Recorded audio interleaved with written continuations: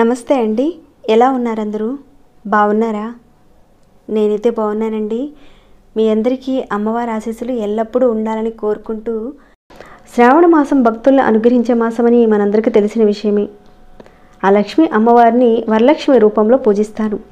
పౌర్ణమికి ముందు వచ్చే శుక్రవారం రోజున కానీ, లేదా ఆ రోజు కుదరని వాళ్ళు శ్రావణ మాసంలో వచ్చే శుక్రవారాల్లో ఈ వరలక్ష్మి వ్రతాన్ని జరుపుకుంటారు. మరి ఆ వరలక్ష్మి వ్రతానికి కావాల్సిన పూజా సామాగ్రి గురించి అందరికీ తెలిసే ఉంటుంది. కానీ పూజ చేసే సమయంలో ఒక్కోసారి మర్చిపోతూ ఉంటారు. అలా కాకుండా ఒకరోజు ముందుగా వాటిని సిద్ధం చేసి పెట్టుకుంటే పూజ రోజున ఎలాంటి హడావుడి అనేది లేకుండా ప్రశాంతంగా పూజ చేసుకుంటారని ఈ వీడియోని మీతో షేర్ చేసుకుంటున్నాను. మరి కావాల్సిన పూజా సామాగ్రి ఏంటో తెలుసుకునే ముందు ఒక చిన్న రిక్వెస్ట్ అండి. కనీసం ఈ వీడియోకి ఒక చిన్న లైక్ చేయడం మాత్రం ఎవరు మర్చిపోకండి. సబ్స్క్రైబ్ కాని వారు, కొత్తవారు ఎవరైనా మీలో వచ్చి చూస్తుంటే కనుక మన ఛానల్లో అనేక రకాలైన సమస్యలకు తగ్గ పూజలు ఉన్నాయి, పరిహారాలు ఉన్నాయి. మీరు ఒకసారి ఛానల్లోకి వెళ్ళి చూసి మీ సమస్యకు తగ్గ ఏదైనా పూజను కానీ పరిహారాన్ని కానీ ఎంచుకునే ప్రయత్నం చేయండి. మీకు వచ్చిన ఆ మార్పుని తప్పకుండా నాతో షేర్ చేసుకోండి. అలానే సబ్స్క్రైబ్ కండి, బెల్ బటన్ ప్రెస్ చేయండి. వెంటనే ఆల్ అనే నోటిఫికేషన్ తప్పకుండా ఆన్లో పెట్టుకోండి. ఓకేనండి. ఇక వీడియోని స్కిప్ చేయకుండా ఎండ్ వరకు చూడండి. ఇక విషయానికి వెళ్దాం. ఈ వరలక్ష్మి వ్రతానికి కావలసిన పూజా సామాగ్రి ఏంటంటే 2 పీటలు అవసరం ఉంటాయి. ఒకటి అమ్మవారి కలశ స్థాపన కోసం, రెండవ పీట చిత్రపటం పెట్టుకోవడానికని. ఒకవేళ మీ దగ్గర ఒకే పీట ఉన్నట్లయితే ఇస్తరాకు మీద కానీ లేదంటే అరిటాకు మీద కానీ కలశ స్థాపన చేసుకోవచ్చు.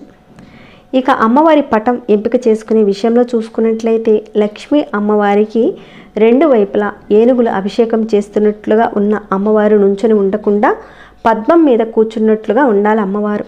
ఇంకాను అమ్మవారు ఆకుపచ్చ రంగు చీర ధరించి ఉంటే కనుక చాలా చాలా మంచిది. ఇక్కడ మీరు చూస్తున్న విధంగా ఇలాంటి చిత్రపటం పెట్టుకుంటే మరీ మంచిదని చెప్తారు.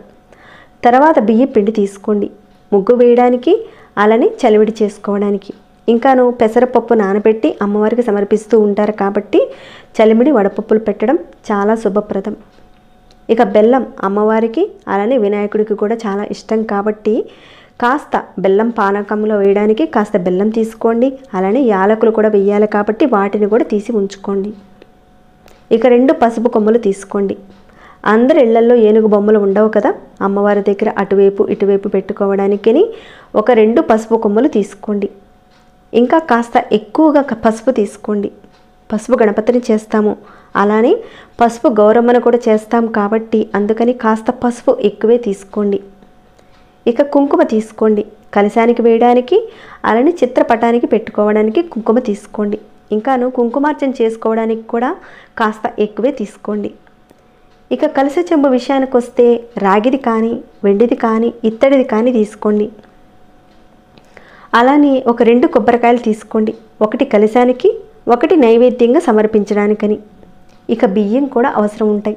ఎందుకంటే ఇస్తరాకుల మీద బియ్యం వేసి దాని మీద కలశం పెడతాం కదా, దానికని బియ్యం తీసుకోండి. అలానే అక్షింతల కోసం ముందుగానే మనం తయారు చేసి ఉంచుకోవాలి.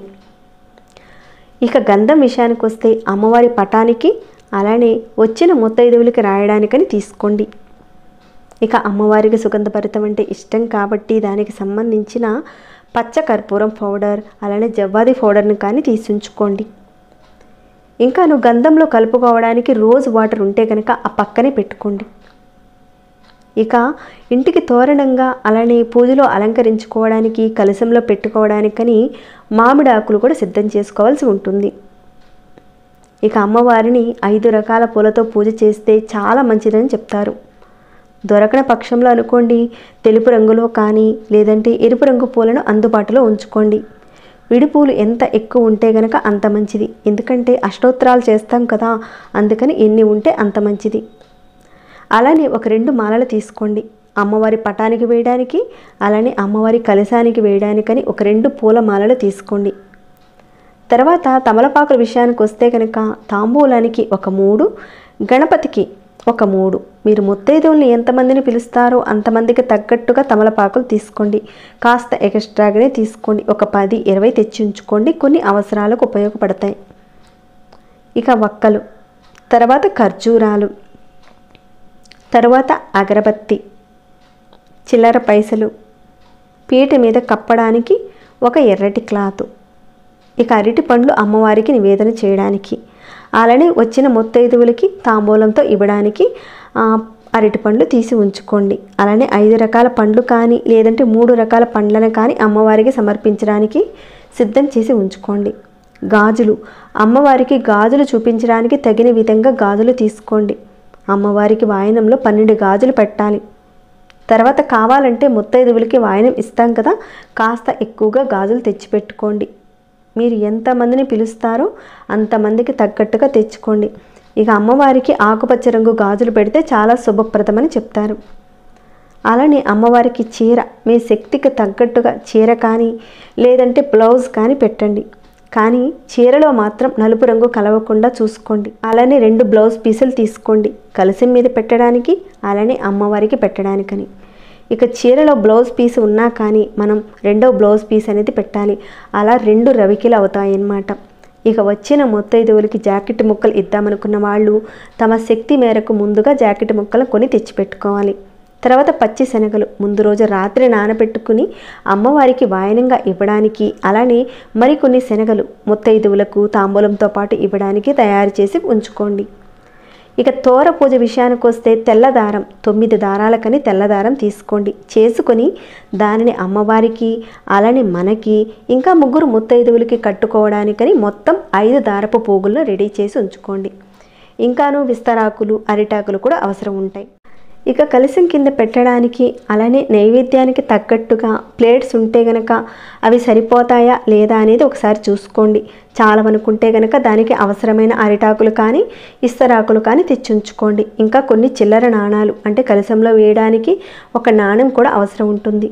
ధనధాన్యాలతో సమృద్ధిగా ఉండడానికి కొన్ని చిల్లర నాణాలు, మీరు ఎంత అమౌంట్ పెట్టగలిగితే నోట్స్ పెట్టగలుగుతారో అన్నీ పెట్టండి అమ్మవారి దగ్గర. తర్వాత పిండి వంటలు స్వీట్స్ను కూడా మీ శక్తి కొలది చేసి ఉంచుకోండి. అలానే ఆవు పాలు కూడా తీసుకోండి. ఇంకా పంచామృతం కోసం ఆవు పాలు, ఆవు పెరుగు, ఆవు నెయ్యి, పంచదార, తేనె వీటన్నిటిని కలిపితే పంచామృతం అంటారు. రెడీ చేసి ఉంచుకోండి. ఎలాగో వరలక్ష్మి వ్రతం బుక్ అందరి దగ్గర ఉంటుంది కాబట్టి బుక్ను కూడా సిద్ధం చేసి ఉంచుకోండి, పక్కన పెట్టుకోండి. ఇంకా పసుపు, కుంకుమ, ఇంకా మీరు ఎన్ని దీపాలు వెలిగిస్తారో అన్ని దీపాలకు తగ్గట్టుగా కుందులు, వాటిలోకి పత్తి ఒత్తులు, తామర ఒత్తులు ఉంటే చాలా మంచిది. తామర ఒత్తులతో దీపారాధన చేయండి ఈ వరలక్ష్మి వ్రతం రోజున. ఇంకా గంట, అగరవత్తి, మ్యాచ్ బాక్సు, హారతిచ్చే హారతి పళ్ళెం, పంచపాత్ర, ఉద్దరిణి, దీపారాధనకు నువ్వుల నూనె కానీ ఆవు నెయ్యి కానీ తీసుంచుకోండి. ఇంకా కర్పూరం, ఇలాంటి పర్వదినాల్లో తప్పకుండా పచ్చ కర్పూరంతో దీపారాధన చేయడానికి చూడండి. అవైలబుల్గా లేని వాళ్ళు మామూలు ముద్ద కర్పూరాన్ని రెడీ చేసి ఉంచుకోండి. ఇక మీరు కూర్చోవడానికి ఆసనం, ఇంకేమైనా డెకరేషన్ చేసుకోవాలనుకుంటే కనుక వెనక వైపు డెకరేషన్కి సంబంధించిన వస్తువులు ఉంటాయి కదా, వాటిని సిద్ధం చేసి పెట్టేసేసుకోండి. అలానే అమ్మవారికి ఎంతో ఇష్టమైన తామర గింజలు, గవ్వలు, గోమేధికాలు, నారికేళం, తెల్ల ఆవాలు వాటన్నిటినీ కూడా ఒకసారి మీరు శుభ్రం చేసుకుని ఒక ప్లేట్లో పెట్టి రెడీ చేసి ఉంచుకోండి. మీ దగ్గర అవైలబుల్గా ఉంటేనే. ఈ వస్తువులు లేకపోయినా పర్వాలేదు కానీ పూజ మాత్రం చేయకుండా ఉండకండి. ప్రతి ఒక్కరూ కూడా వరలక్ష్మి వ్రతాన్ని చేసుకోండి.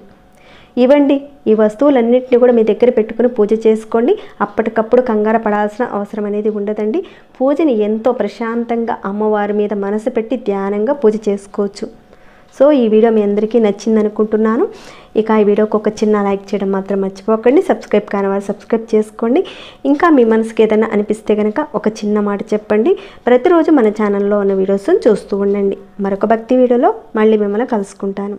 అంతవరకు సెలవు.